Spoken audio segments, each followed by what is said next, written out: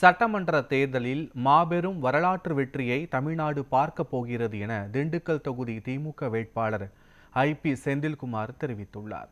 திண்டுக்கல் சட்டமன்ற தொகுதி திமுக செயல் வீரர்கள் ஆலோசனை கூட்டம் திண்டுக்கல்லில் நடைபெற்றது. இந்த நிகழ்வில் அமைச்சர்கள் ஐ. பெரியசாமி, சக்கரபாணி, சட்டமன்ற உறுப்பினர் ஐ.பி. செந்தில்குமார், மாவட்ட நிர்வாகிகள், தலைமை செயற்குழு, பொதுக்குழு உறுப்பினர்கள், கூட்டணி கட்சியினர் உட்பட 3000த்திற்கும் மேற்பட்டோர் கலந்து கொண்டனர். கூட்டத்தில் பேசிய திண்டுக்கல் தொகுதி திமுக வேட்பாளர் செந்தில்குமார், திண்டுக்கல்லில் உள்ள 7 சட்டமன்ற தொகுதிகளிலும் கடுமையாக உழைத்து 100% வெற்றியை பெற்று முதல்வர் கரத்தில் கொடுக்க வேண்டும் என தெரிவித்தார். எத்தனை பேர் வேண்டுமானாலும் வாக்குறுதிகளை கொடுக்கலாம் என்று தெரிவித்த அவர், கொடுத்த வாக்குறுதிகளை நிறைவேற்றியது திமுக மட்டும்தான் என்றும் தெரிவித்தார். மாண்புமிகு தமிழ்நாட்டினுடைய முதலமைச்சர் அவர்கள் இந்த முறை அவர் ஓராண்டு காலத்திற்கு முன்பே நம்முடைய கூட்டணியின் சார்பில் ஒரு வாசகத்தை முன்னெடுத்தார்.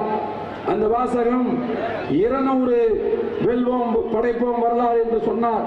இன்றைக்கு 200க்கு மேலே நம்முடைய கூட்டணி வெற்றியை நோக்கி பயணித்துக் கொண்டிருக்கிறது.